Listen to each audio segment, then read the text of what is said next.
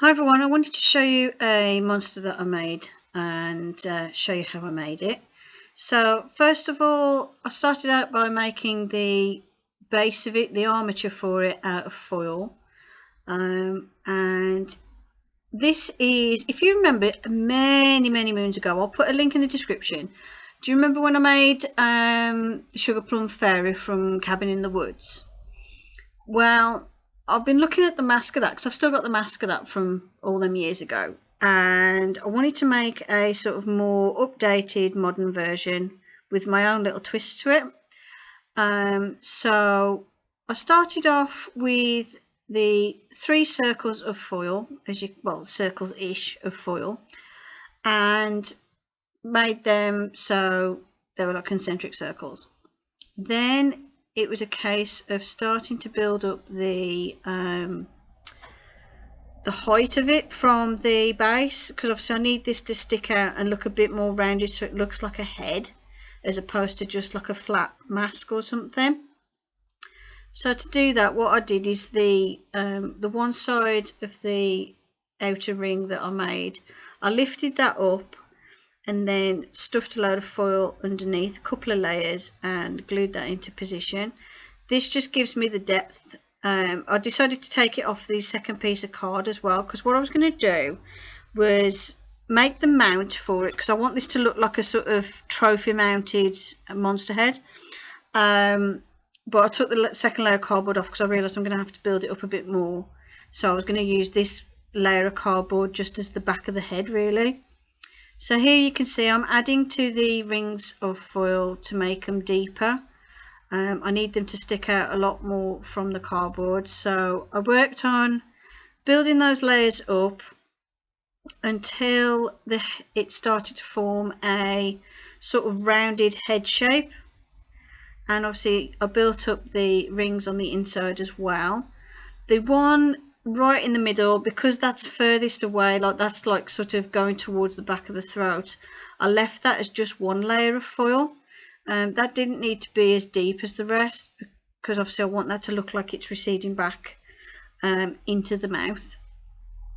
Then I trimmed all the cardboard around, and like I said, I decided I was using that piece of cardboard as the base for the head, and I cut out the middle because obviously that's where the sort of start of the throat's going to be. So I didn't want that to be like a solid flat piece at this point in time. Then I went round adding some more foil and made sure everything was well glued down in place with hot glue, and I could see that the outer ring was nowhere near deep enough. It was still looking very flat, so I added a lot more foil until I got that sort of mouth shape, sort of rounded head shape that I wanted. You can't really see it here on camera. You can see it a little bit, but you can't really see it at this moment in time. But I did work on more layers of the foil until it formed more of a head shape. And as you can see, it's just layers of foil all glued together with hot glue. Doesn't have to be perfect because this is just the armature. This is just the support for everything else that's going to happen next.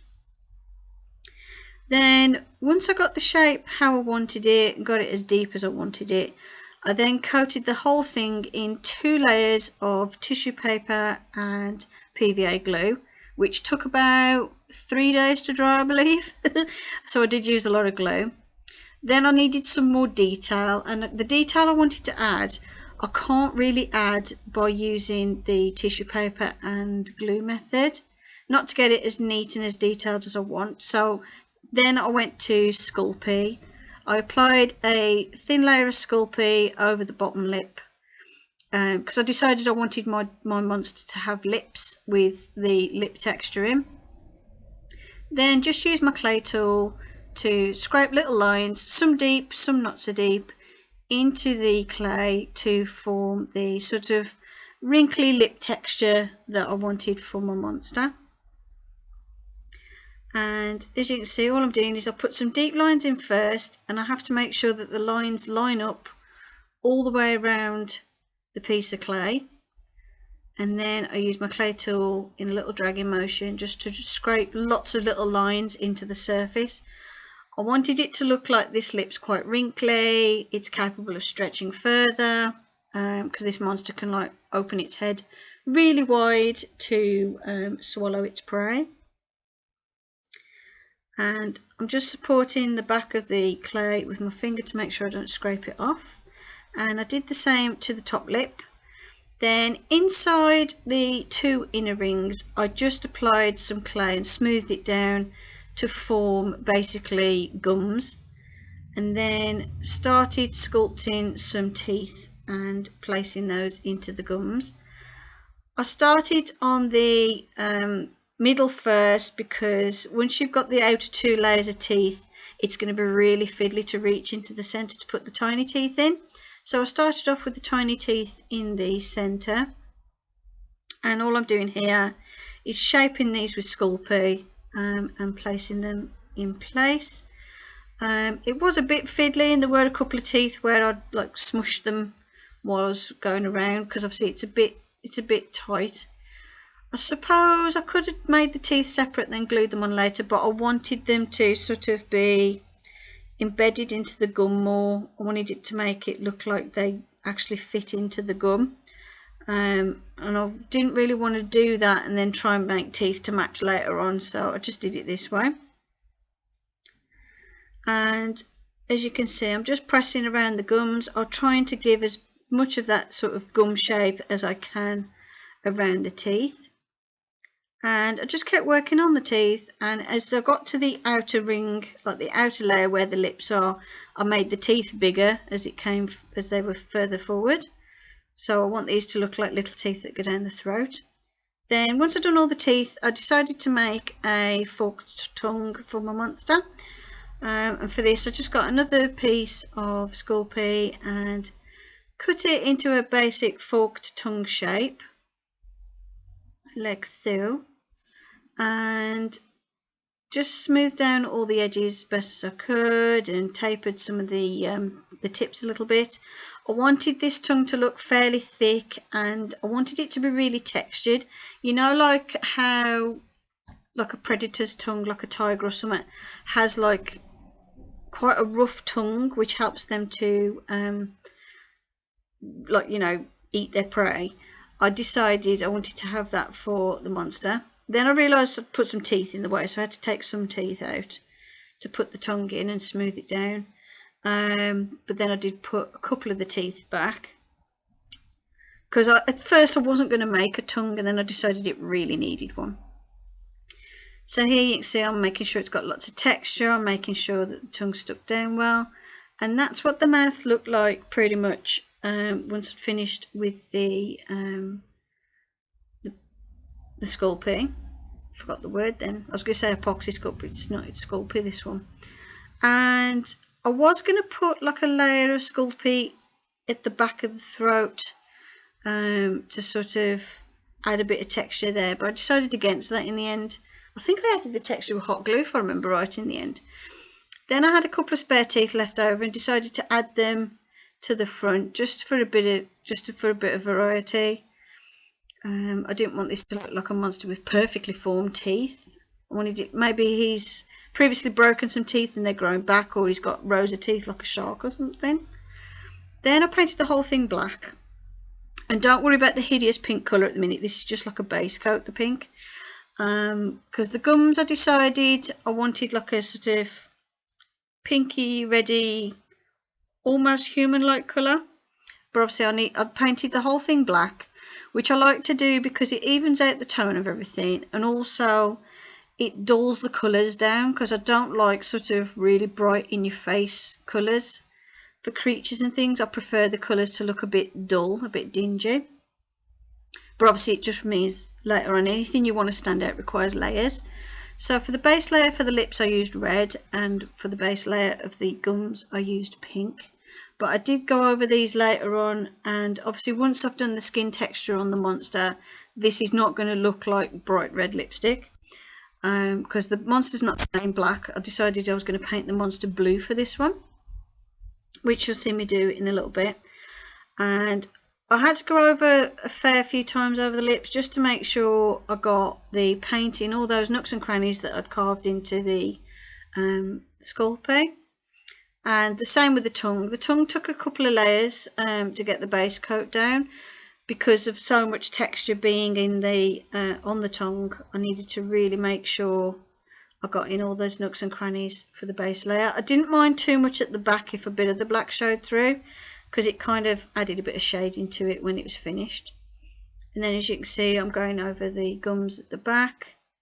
Basically I was kind of thinking, you know, there's those like worm things that just have like loads and loads of teeth in rings going all the way, like, you know, going quite far down into the throat. So I decided to do that for this monster. And here I'm just painting like the base layer of the gums. The teeth are black at the minute, but they're not staying black. This, like I said, is just the base layer. But what I'm doing is painting the gums, and I don't have to worry at this stage about the teeth. That's why it doesn't matter if it's a little bit messy or if I accidentally go over the teeth, because I can always fix that later. And what I did is, once I'd put, I think it's about 3 layers of paint on the gums in the end, all the varying shades of pinks and reds and sort of beigey colours.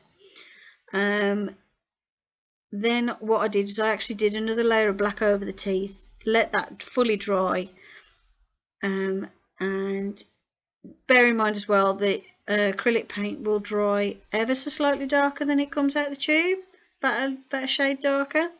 So that's why it looks a bit bright here, but once it's dried, as you can see, it's more of a sort of pinky reddy colour. Then for the outside, I painted first of all a base layer of ultramarine blue, and then did some dry brushing over the top in white. And then here I'm going over and doing a second layer of paint, going over some of the dry brushing here and there.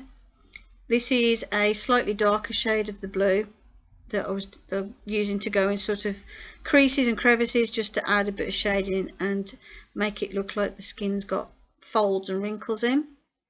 And obviously the texture of the skin is from applying the tissue paper and glue over the top, because I wanted this sort of gnarly, rough texture to the creature.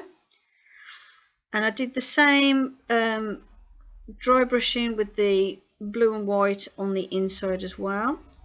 Then on the outside I decided to make a load of little spines. These are just made out of hot glue that I've just squirted onto a glass sheet and left to dry. And then all I do is take a clay tool and stab a little hole in the side of the foil that's underneath, and then stick the spines in.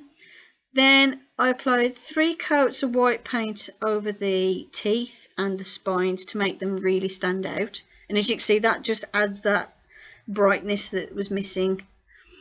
Then for the tongue, I actually coated the tongue in some UV resin to make it look wet and to stay permanently looking wet and shiny. And then for all the drools and drips and gunge in the monster mouth, I used hot glue. The hot glue I've got is like a sort of semi-translucent one. It's not like a really, it doesn't come out like really white. It's like a sort of yellowy, creamy yellowy, half see-through sort of colour when it's finished. And I found that's ideal for doing gungy mouths with lots of ooze. And you can see it looked like that in the end once I'd done all the drips and everything. For the drips, you just put a big blob of glue and let it drip down, and as it drips down, blow on it so it cools down and it forms those sort of icicle-y, drippy, gungy shapes. And that's it. That's part 1. That's the monster made, and in the next video I'll show you how to make the mount for it. Hope you enjoyed the video. Thanks for watching, and I'll see you in the next one. Bye for now.